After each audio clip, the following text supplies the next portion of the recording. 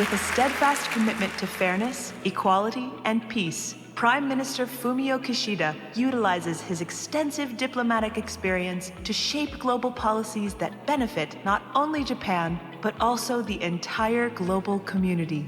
As the G7 president, he worked tirelessly to foster dialogue among the world's leading economies, uniting them to address pressing issues such as climate change, global health, and economic inequality.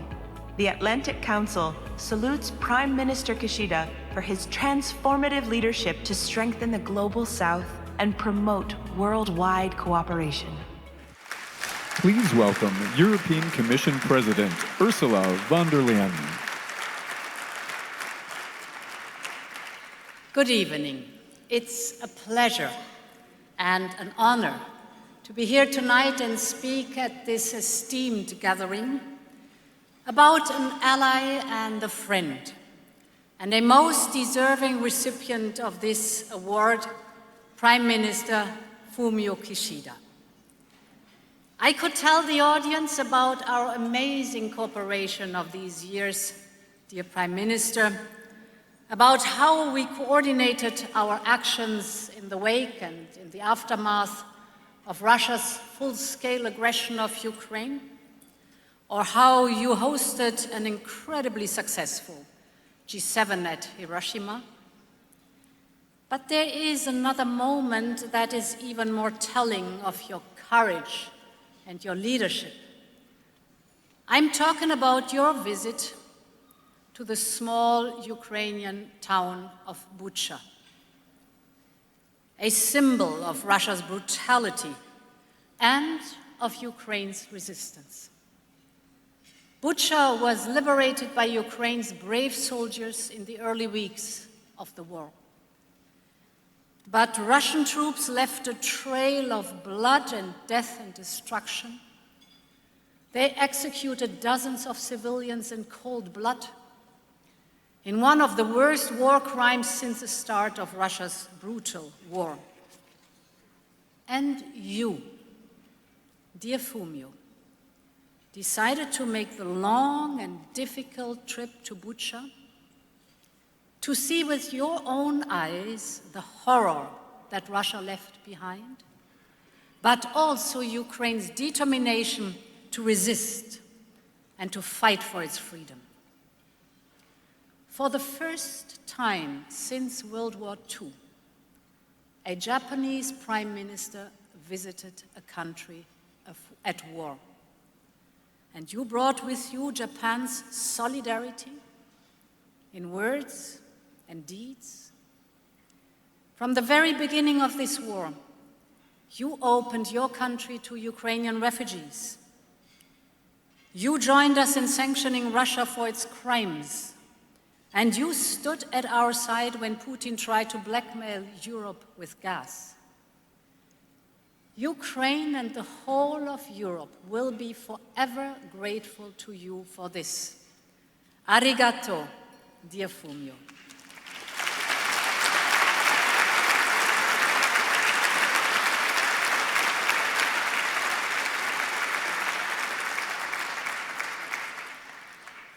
You have done this because you know that although Ukrainians are paying the highest price, this war is not only about Ukraine, and it is not only about European security. This is about the basic principles of the UN Charter, which have protected global peace since the end of World War II. It is about the simple, yet vital rule that borders cannot be changed by force, and that every country should be free to chart its own path. You, dear Fumio, understood this from day one. You understood that we must all contribute to upholding the UN Charter, because in a lawless world, any country might face the same fate as Ukraine. In your words, you said, Ukraine today may be East Asia tomorrow, end of quote. European security and Indo-Pacific security are one and the same. Your vision of a free and open Indo-Pacific is also our vision. So we are bound to work together.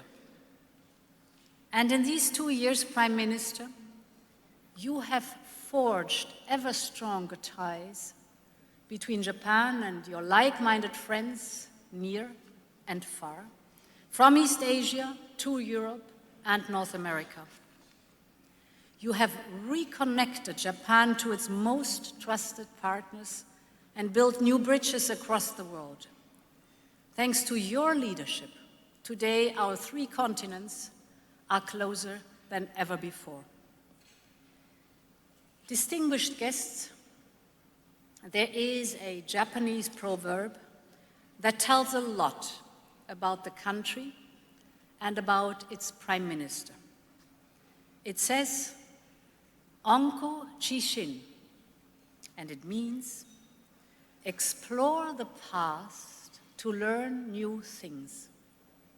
You, dear Prime Minister, showed me the meaning of this proverb during the G7 summit in Japan last year. You brought us to your hometown of Hiroshima, the place where you have your roots and which has deeply shaped your life and leadership. Many of your relatives lost their life when the atomic bomb razed Hiroshima to the ground. You have grown up with the stories of the survivors, and you wanted us to listen to the same stories, to face the past and learn something about the future. It was a sobering start to the G7 and one that I will not forget, especially at a time when Russia threatens to use nuclear weapons once again.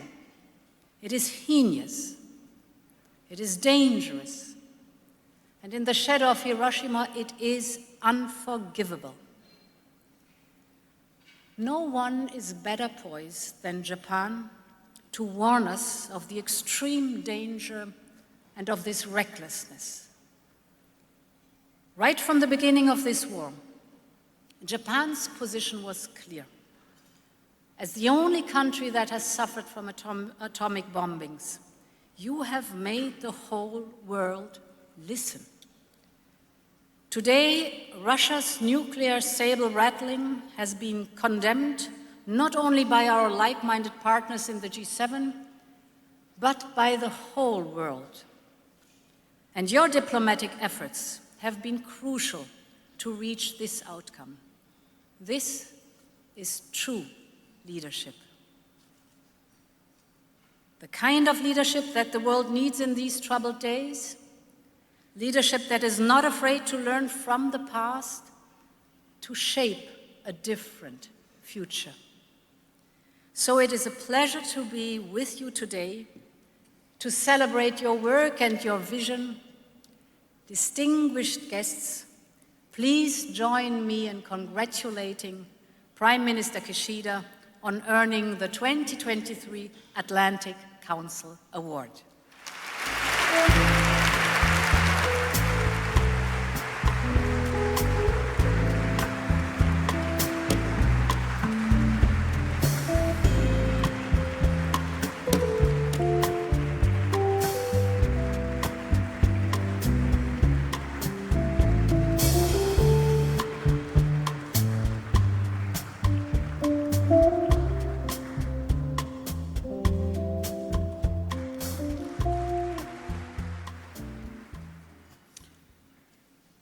Thank you, Ursula, for your kind introduction.